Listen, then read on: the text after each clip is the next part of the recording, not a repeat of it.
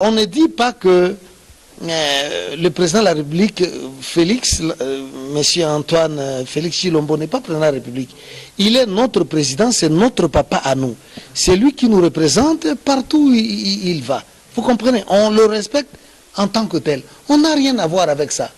Mais notre problème, c'est quoi? C'est qu'il puisse donner l'impression qu'il a le contrôle des institutions de la République, l'armée, l'administration, la justice. C'est ça notre préoccupation. Et puis les autres considérations de dire que tout ça... Écoutez, il a fait des promesses durant la campagne, mais il doit nous montrer maintenant, c'est le moment de nous prouver de quoi il est capable. Des partis politiques ou aux intérêts partisans des particuliers, vous comprenez, qui tirent des ficelles. C'est ça la vérité. Donc, ces accords-là sont des accords dangereux, très dangereux. Vous aussi parlez de l'accord IDPS et INC. IDPS, UNC, mais c'est presque bonnet blanc et blanc bonnet. C'est-à-dire que les accords entre les FCC et CASH, et encore IDPS et CASH, et INC, vous comprenez? Bon, quels sont ou quel est le vrai contenu de ces accords? Merci beaucoup, mesdames, demoiselles et messieurs, amis, fidèles téléspectateurs de la 3xw.congofrance.com. Merci parce que vous êtes nombreux partout dans le monde en train de nous suivre à travers cette émission. Tosola Pona Congo, présenté par votre serviteur Yannick Wenge.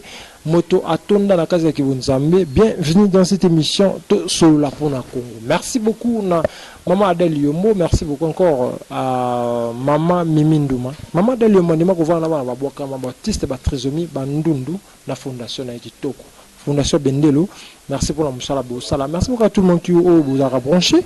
Botalaka émission partout dans le monde. Mesdames, et messieurs, aujourd'hui j'ai un grand plaisir de soir pour vous, le professeur Franck Ansimbo. Avec lui, on va parler sur l'actualité, on va parler sur tout ce qui se passe dans notre pays et on va aussi parler sur la coalition. La coalition, c'est comme la Bissoana, le mariage, tout, salami. On va parler tout le long dans cette émission avec le prof Franck Ansimbo. Le professeur, bonjour et bienvenue dans cette émission. Bonjour, je vous en prie, merci. Comment vous allez? Ça va bien par la grâce du Seigneur. Merci beaucoup. Il y a tous les Congolais, tous les téléspectateurs qui sont en train de nous suivre à ce moment. Et comment vous trouvez l'évolution de notre pays? Ça passe comment? Comment vous trouvez? Bon, on ne le dira jamais assez, comme je l'ai toujours dit. Le pays ne va pas bien, ne va pas très bien, les choses ne marchent pas. Sur le plan politique, il y a des choses qui se posent la question, comment les choses ne marchent pas au pays? Les choses ne marchent pas, disons, sur le plan politique, sur le plan économique, sur le plan social. Il y a une crise visible. Donc, je crois que comme je l'ai dit dans mes émissions précédentes, nous devons penser de revoir de fond en comble les fondements moraux de la pratique politique au Congo. Parce que tout part de là. C'est la politique qui est responsable de tout ce qui peut arriver dans un pays. Donc, de ce point de vue purement politique, je dirais purement holistique, c'est-à-dire qui relève de la considération de l'objet pris comme faisant partie d'un tout. Donc, quand rien ne marche en politique, donc rien ne marchera pas aussi sur le plan économique, sur le plan social, sur le plan culturel. Bon, voilà. Donc, rien ne marche pratiquement. Entre guillemets. Qu'est-ce qu'il faut faire pour l'évolution de notre pays? Qu'est-ce qu'il faut faire? Bon, regardez, je crois que nous devons, comme je l'ai proposé la fois dernière, penser à reconstruire, à rebâtir une nouvelle classe politique au Congo. Il nous faut une nouvelle classe politique. Pas de mentalité, seulement classe politique. Mais une nouvelle classe politique basé, pour ainsi utiliser un vocabulaire militaire, basé sur un fondement de changement de mentalité. Ça n'a rien à faire. Donc je crois qu'il faut épouser de nouvelles pratiques, adopter de nouvelles pratiques morales sur le plan politique. Les gens, vous comprenez, on peut avoir de grands diplômes. Nous en avons, franchement, au pays, nous avons de grands messieurs, de grands intellectuels. Mais ce qui nous manque, c'est l'application, une application morale de la chose politique. C'est ce qui nous manque. Vous comprenez? Et on ne le dira jamais assez. Je crois que nous qui avons eu l'avantage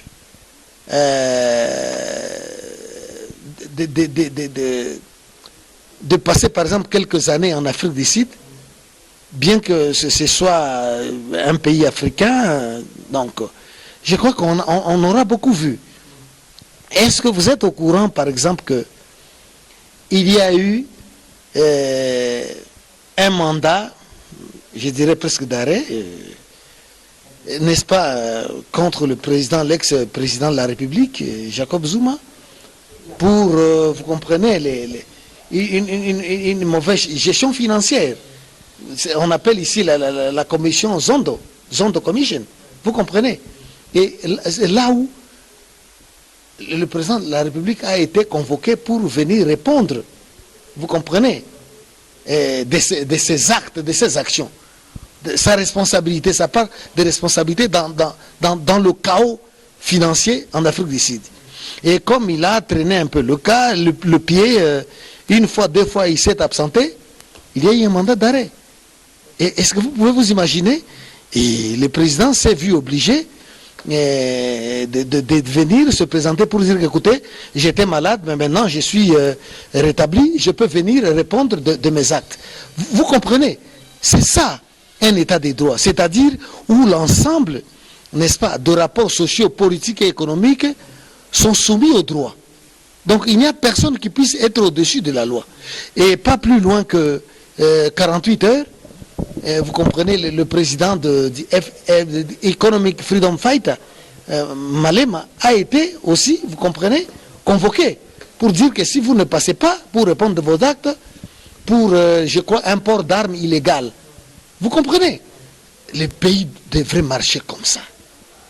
Ça, c'est une leçon à apprendre chez les autres. Vous comprenez? Mais chez nous, je ne sais pas. C'est la culture de l'influence.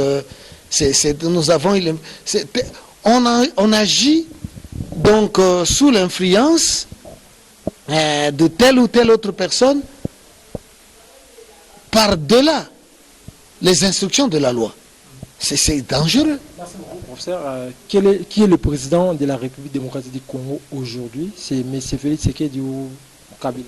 Non, mais écoutez, soyons honnêtes, soyons logiques. C'est le président Félix président Antoine Tshilombo Félix, qui est le président de la République démocratique du Congo. Qui dirige le Congo? Bon, ça c'est me poser une question qui va me pousser à répondre en tenant compte, vous comprenez, des évidences que nous avons, qui arrivent jusqu'à nous. Vous comprenez, parce que là, pour dire la vérité, il semble que le président de la République n'a pas le contrôle des institutions. Comme nous l'avons dit la fois dernière. Regardez, on n'a jamais vu l'ordonnance d'un président de la République, par exemple, être balayée en un tournement par exemple, un ministre, un certain ministre. Quand on n'a jamais vu, par exemple, un projet initié par le président de la République, et qui est, par exemple, stoppé, qui est démoli par la population, soi-disant au nom de telle ou telle, je ne sais pas, instruction, je ne sais pas. Donc, on ne dit pas que le président de la République, Félix, monsieur Antoine Félix Tshilombo, n'est pas président de la République. Il est notre président, c'est notre papa à nous. C'est lui qui nous représente partout où il va. Vous comprenez? On le respecte en tant que tel. On n'a rien à voir avec ça. Mais notre problème, c'est quoi? C'est qu'il puisse donner l'impression qu'il a le contrôle des institutions de la République, l'armée, l'administration, la justice. C'est ça notre préoccupation. Et puis les autres considérations de dire que tout ça... Écoutez, il a fait des promesses durant la campagne, mais il doit nous montrer maintenant, c'est le moment de nous prouver de quoi il est capable. Vous comprenez, dire ce qu'il doit faire et faire ce qu'il a dit. C'est ça, être un homme d'État responsable. C'est ça la vérité. Donc, quand il y a... on entend que non, écoutez, c'est toujours l'ancien président de la République qui contrôle les institutions. Mais il y a des évidences, hein. Il y a des évidences qui arrivent jusqu'à nous. Ça, c'est la vérité quelque part. Et puis, au nom de ces accords, et dont le contenu nous échappe jusqu'à présent.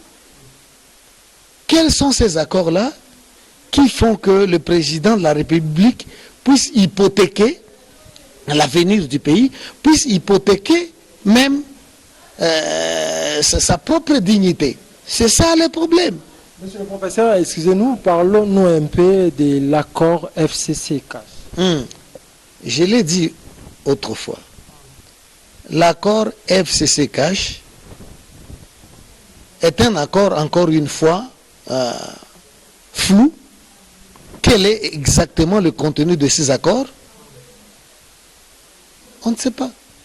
Mais à voir comment les choses se passent, chacun dirait que, écoutez, les intérêts du pays ont été subordonnés par rapport aux intérêts partisans des partis politiques ou aux intérêts partisans des particuliers, vous comprenez, qui tirent des ficelles.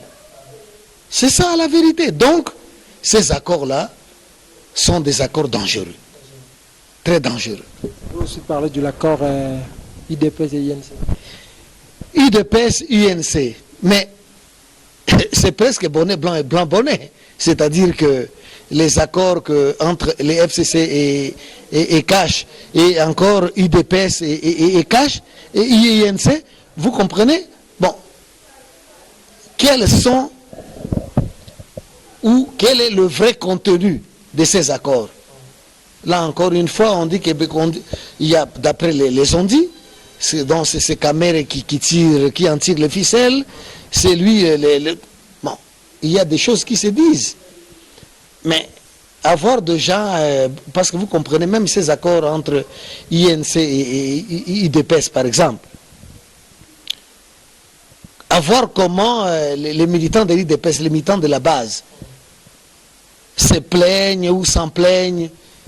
Bon, c'est comme s'il y a quelque chose qui est anguille sous roche. Parce que, au jour d'aujourd'hui, ou depuis que l'IDPS existe, même jusqu'à la mort de feu Étienne Papa Tshisekedi, c'était le peuple d'abord, l'état de droit. Mais aujourd'hui, c'est comme si, bon,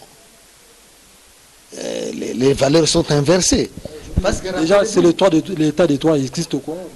Non, c'est très difficile. C'est très difficile de dire que l'état de droit existe. L'état de droit, c'est-à-dire que l'ensemble des rapports sociaux, politiques, économiques sont soumis au droit. Mais je ne suis pas sûr. J'en suis moins sûr. Nous sommes encore très loin de là. Très, très loin de là. Très loin de là. Il y a, mais écoute... Téléspectateurs, comprenons vraiment, je suis avec le professeur Franck Ansimbo. Avec lui, on va parler toujours sur Makambo et Tali Mboka Nabiso, mesdames et messieurs. Parlons à présent de Edi Capel. Il est toujours, jusqu'aujourd'hui, à présent de Bakala, presque 19 ou 20 ans. Qu'est-ce que vous pensez à M. Edi Capel? C'est un dossier politique. Un dossier politique qui a des enjeux aussi politiques. Donc là, me prononcer là-dessus, c'est en toute liberté. Je ne vous mens pas, je vais beaucoup trébucher. C'est un dossier purement politique. Certainement que si vous avez parlé de l'état des droits, n'est-ce pas? Mais nous ne sommes pas encore dans un état de droit. Parce qu'une fois l'état de droit établi, Edi Kapend aura le temps de venir à la barre et donner, n'est-ce pas, sa version de fait, ouvertement. Et on saura les tenants et les aboutissants de ces grands dossiers de la mort, n'est-ce pas, de Mosè Laurent Désiré Kabila. Donc, nous sommes pas encore, nous n'avons pas encore atteint ce stade-là d'état de droit. Non, non, non. Nous sommes l'état des droits, toujours sur l'état des droits, mais Caleb Moutom est aussi aux résidences surveillées par rapport à l'usage des faux, notamment dans le passeport, il y a conseil, je crois, la première ministre, il est maintenant en résidence surveillée à Kokobima Liban. C'est ça l'état des droits. Bon, mais écoutez, dans un premier temps, on va dire, bon, écoutez, il est en résidence surveillée. Même. Ça, c'est un fait établi de violation de la loi. Il est en résidence surveillée. Ok, d'accord. Mais après. Ce n'était pas le cas auparavant. Mais ce n'était pas le cas auparavant. Mais après, quand on dit que bon, il est aux arrêts, disons qu'il est en résidence surveillée. Ça veut dire quoi? Il est en résidence surveillée. Et après, c'est cette condition, n'est-ce pas, d'être en résidence surveillée, qu'est-ce qui va se passer? Vous serez surpris d'attendre après 2 semaines ou 1 mois, non, qu'il a été relâché. Donc, ça relève, vous comprenez, des stratégies, des stratagèmes politiques. Il est déjà aussi des OVD, il est aux arrêts. Mais écoutez, tout ça, ce sont des stratégies. Mais vous allez voir que ces gens-là seront relâchés. C'est comme ça, mais écoutez, cette affaire des parlementaires, disons des parlementaires qui ont été votés, qui ont reçu de la corruption, voilà, et puis bon, on les a suspendus. Et après, ils ont été réintégrés dans les statuts de parlementaires, et ils sont là. Écoutez, on sait que au Congo, bon, c'est la culture politique, c'est la culture sociale, on va faire ça. Et pour les distraire, et après, et puis bon voilà, et puis tout sera oublié, et puis on reprend à zéro, et c'est toujours comme ça. Donc, c'est dangereux, cette culture politique que nous avons déjà adoptée depuis quelques années déjà. Merci beaucoup. Est-ce qu'on peut parler de la saute des moutons? Mais, projet initié par le gouvernement, n'est-ce pas? Mais écoutez, où est-ce que nous en sommes aujourd'hui? Mais regardez, sur un total, je crois, de plus de 200 projets, où je crois les montants alloués à ces projets, c'était à plus de 3 milliards. Mais déjà, pour les 21 projets qui avaient déjà, n'est-ce pas, mis en branle, qui avaient déjà commencé, on avait déjà déboursé, si ma mémoire est bonne, plus de 2 milliards. Sur un total de 200 projets, plus de 200 projets, donc auxquels on a alloué plus de 3 milliards, déjà pour le 21 projets, on a déjà débloqué plus de 2 milliards. Soyons sérieux, soyons quand même sérieux. Et si les gens veulent, n'est-ce pas, fouiller... Donc, s'agissant de ces dossiers brûlants, de sautes de moutons, figurez-vous, 3 milliards ont été alloués pour cet ensemble de projets, de plus de 200 projets. Mais plus de 2 milliards ont été débloqués pour simplement un total de 21 projets. Allez-y comprendre quelque chose. Et quand nous voulons voir clair, parce qu'au fait, un des piliers de la démocratie, c'est la responsabilité. Ici en Afrique, ici on appelle ça accountability. Donc vous allez rendre compte au peuple, voilà quelle a été, n'est-ce pas, l'utilisation de cet argent-là par rapport, n'est-ce pas, au projet que nous sommes en train de faire. Mais plus de 2 milliards. Vous comprenez? Débloqués pour 21 projets. Et quand on veut voir clair, on dit que non. On nous dame les pions, on dit que non, c'est pas ça. Ajoutez-nous un peu d'argent encore pour, n'est-ce pas, la finition de ces projets. Mais, où est le sérieux? Où est le sérieux? Où est le sérieux? Donc, on veut maintenant camoufler pour dire, donnez-nous d'abord de compte, rendez d'abord compte de ces montants qui a été alloué, plus de 2 milliards, aux seuls 21 projets. C'est pas normal. Je ne sais pas si mon arithmétique est incorrecte. Sur un total de 200 projets, plus de 200 projets, mais 21 milliards alloués à 21 projets et 400 millions, je crois, pour les autres projets, 400 millions. Allez-y comprendre quelque chose. Où est l'état des droits dans ces dossiers? Où est l'état des droits? Nous sommes très loin du compte. Très loin. Je crois que les gens doivent être responsables. Quand nous déclarons des choses, nous devons assumer la responsabilité de nos propos. Mais sinon, c'est ridicule. Et 2020, une élection, comme dit Monsieur le Président de la République, et je pense... Non, je crois que nous ne sommes pas encore au stade de demander des comptes au Président de la République à une année de distance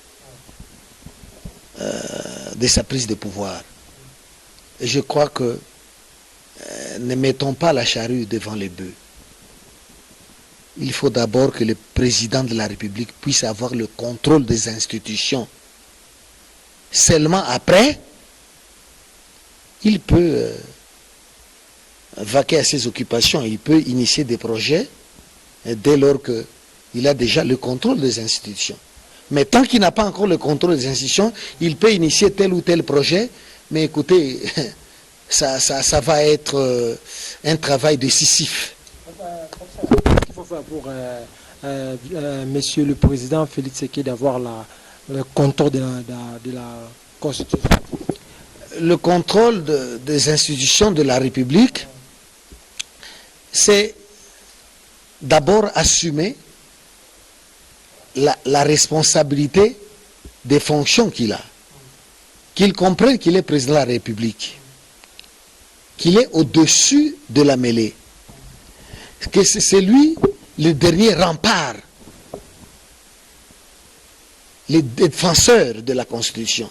Mais, mes chers amis, vous êtes président de la République.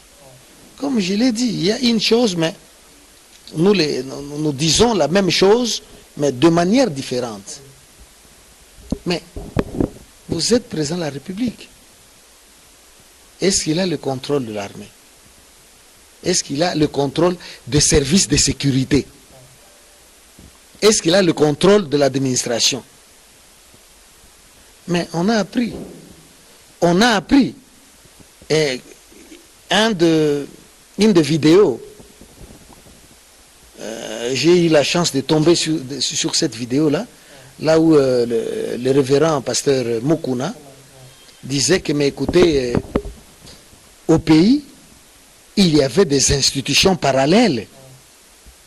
On casse et on fabrique une autre institution, mais qui ne rend pas compte au président de la République. Vous comprenez? Il y a des services, des institutions parallèles. Mais c'est dangereux. C'est dangereux. Mais puisqu'il en est ainsi, quelle est la responsabilité du président de la République, qui a juré de défendre les intérêts de la République, n'est-ce pas, au péril de sa vie? ces choses existent, allez poser la question aux animateurs de ces institutions. Ils doivent vous dire qu'effectivement, il y a des institutions parallèles. Mais qu'est-ce que vous faites? Parce que vous êtes Congolais. C'est notre pays qui est en train d'être mis à genoux. Mais qu'est-ce que vous faites? Ce serait une fuite de responsabilité grave. Et nous porterons le poids de cette responsabilité devant l'histoire, devant les générations à venir, que vous avez été au courant que les institutions parallèles ont été faites. Il y a des recettes de l'État. Et ici, regardez, on avait voté un budget, ici c'est de 11 milliards, je ne sais pas. Mais aujourd'hui, là, mais la mobilisation des recettes, nous sommes incapables de mobiliser des recettes. On a fait des projections, c'est bien. Mais, où est-ce que nous en sommes? Au bout du compte, on veut nous dire que nous sommes incapables de réaliser ces recettes-là. Pendant qu'il y a la corruption qui ronge toutes les institutions de la République, impunément, et on connaît les auteurs, n'est-ce pas, de ces malversations financières. On connaît l'argent de la GECAMINE, OMIBA, ainsi de suite, Kilomoto, ainsi de suite, institutions parallèles. Mais quel est le rôle du président de la République? Quelle est sa réaction?